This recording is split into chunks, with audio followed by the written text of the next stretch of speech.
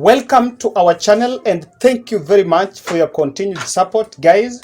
We have a beautiful Saturday. Now, I want us to go straight to our salutation of the day. And of course, I am glad that we have an aspirant. He's called, I just received his message, say, hi, Edward. Thanks for your videos and analysis. I am Gitwanja from Komodai Ward and I'm an aspirant for MCA if all goes well. Our MP is Gabriel Kago on Jubilee ticket, but briefly in UDA to square it out with Gathoni Wamushomba.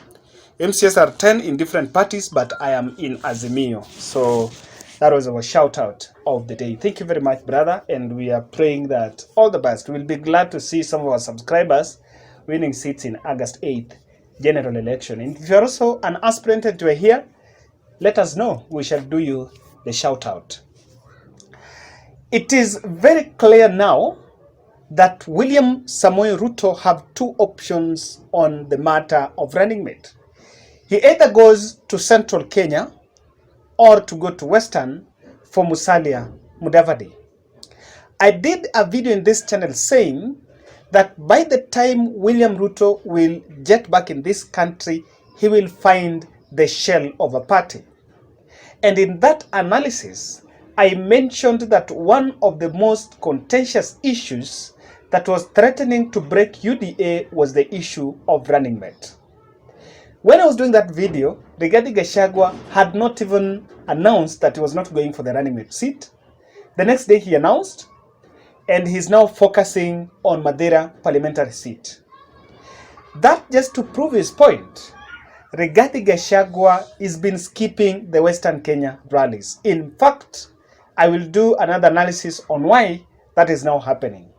So it is very clear as of now that Rigathi Gachagua is not in the race for William Ruto's running mate. Then that begs the question, who can be the next? That is what I have to look at, because in my own understanding, Ruto have narrowed down the options for running mate after Rigathi Gachagua exit. If he's to go out of Central Kenya to go to Western, I think there is no denial that Musalia Mudavadi is a running mate material. But then, we have also seen latest developments at UDA. Moses Kuria announced that he is in talks with Kenya Kwanza to join, and also with other 21 political parties eyeing there. This is also happening at a time when One Kenya Alliance is still derailing talks with Azimio on an opinion on a deal to work with Raila Odinga. So guys, just to make it more focused and more objective, I want us to narrow down to Central Kenya and look at these four politicians that are the ones that William Ruto have narrowed down the options to. Then we want to question on what criteria or what are the grounds of choosing each one of them. Kindly take a second and subscribe to our channel. And also click the notification bell. Most importantly, you can also drop your opinion on who do you think from Central Kenya is remaining as a viable candidate to deputize William Samoei Ruto. To make you understand, before we look at this list, can I explain ideal candidate for William Ruto's running mate? One, William Ruto is not looking for a running mate that might have presidential ambitions after 5 years, if not 10 years. Because according to him, I can tell you that the deal with the running mate now cannot be kumi yangu, kumi yako, learning from President Uhuru Kenyatta's experience. So now I think that the running mate that is going to have, if it becomes Musalia Mudavadi, it might be tano yangu, tano yako. And he mentioned in Central Kenya that he actually he wants 5, then they only want the 1 term. Then after 1 term, the Kenyans are going to decide whether he deserves another term. So I want to also put that one in mind.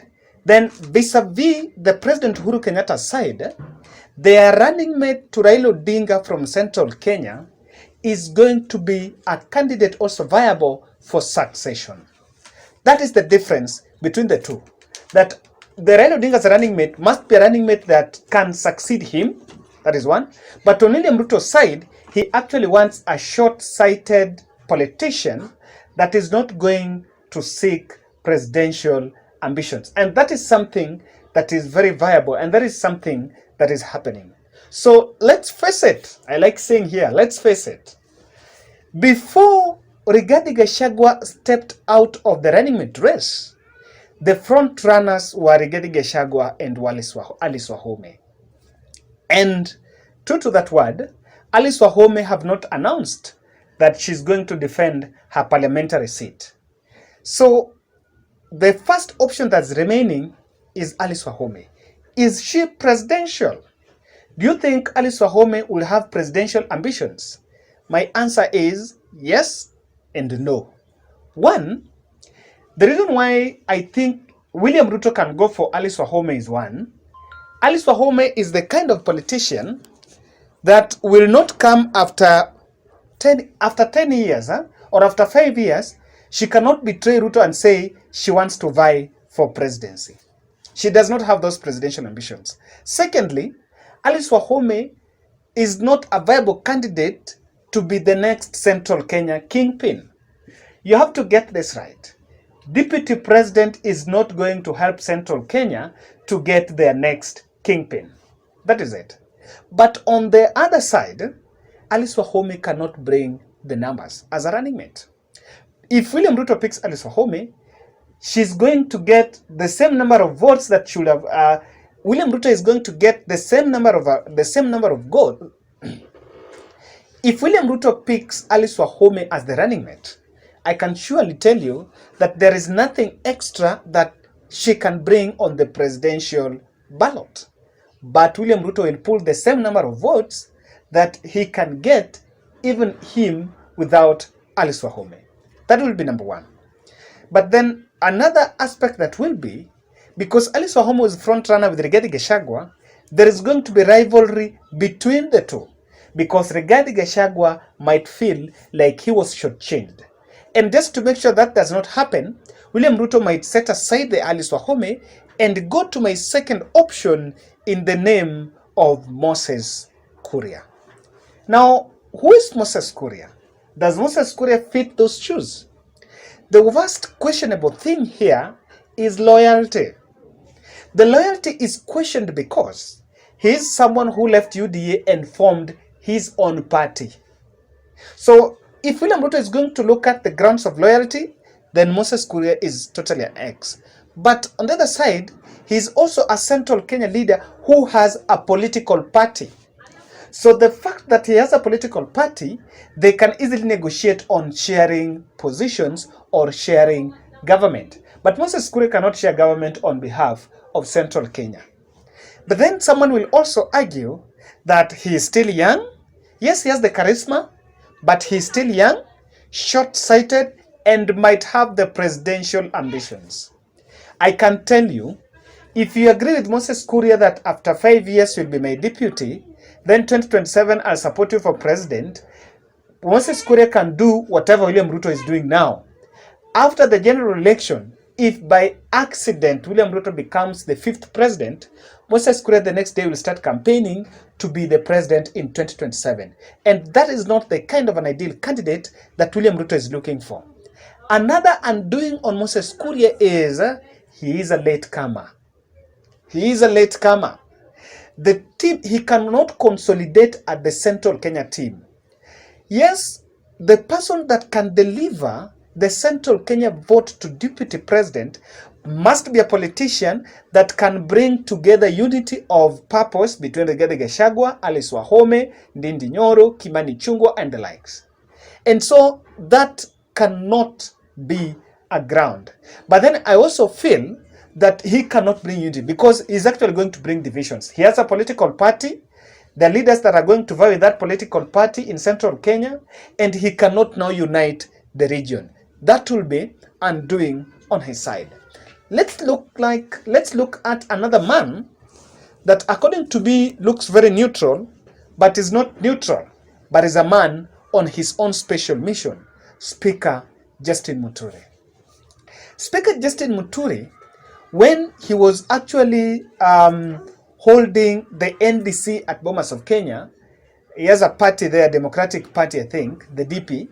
So he mentioned that he's not open for any negotiation with any coalition, and he's going to the ballot. So I want to believe if Deputy President approaches him for that position, he will take it because he will be at the ballot. But then I was talking to my friend Mburo, who was telling me that he comes from Embu with a merely vote basket of 200,000. So if he is picked, then he cannot really be someone that can be trusted with the numbers, because he doesn't have tangible numbers. If you pick Moses Kuria from Kiambu has a whopping 1 million. Murang'a, I don't think William Ruto going to Murang'a, because Murang'a is where Peter Kenneth is coming from, and Peter Kenneth is Raila's front runner, and that is the undoing, that is the disadvantage, that is what can also disadvantage Alice Wahome. But then back to our Peter Muturi is the unifying factor here. If Muturi is picked, Rigathi Gachagua will be comfortable, Alice Wahome will be comfortable, Moses Kuria will be comfortable, even though Moses Kuria was supporting Martha Karua, and he can unite this other team. But the politics that will go against him is one, is he a succession candidate? William Ruto might see Speaker Muturi as a succession candidate. Secondly, they will play the politics of the rivalry. You know, there is a rivalry between Kikuyu of Kiambu, Nyeri, and Murang'a, because traditionally those are the real Kikuyus. The Embus, the Meru, and the Tarakaniti are the Gema side. Then the Nyandarua are actually Masais. The Nyandarua is Laikipia thing. Laikipia was a Masai land. So Laikipia are general Masai. That's why they are out of this matrix. But also they don't have the numbers. But if you look at it, Muturi is ideal, despite his only undoing is that he doesn't have numbers. Let's look at the Iron Lady, Martha Karua. We have argued that Moses Kuria's mission in Oka was to pluck Martha Karua from Oka so that Martha Karua can be Raila Odinga's can be William Ruto's running mate. In Martha Karua's point, I want to debunk two issues.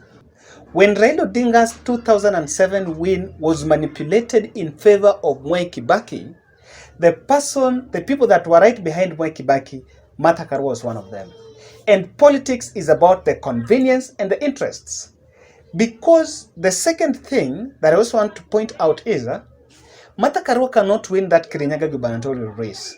I can tell you, Purity Ngirishi is a front runner, Anne Waiguru is coming distant second, and Martha Karua cannot pull. I think she would pick rather to go and lose as a running mate in the national politics instead of going to lose there as a governor candidate. So that is the one thing that is coming out. Lastly, let me point out, the Central Kenya are looking for a successor, but William Ruto is looking for a running mate. Now, they will choose between Uhuru Kenyatta's choice for running mate in Central Kenya and William Ruto's running mate, because Uhuru is picking a successor and a running mate. William Ruto is picking a running mate only to thrust him to power. So guys, interestingly, make sure you subscribe. That was my analysis, and thank you for watching.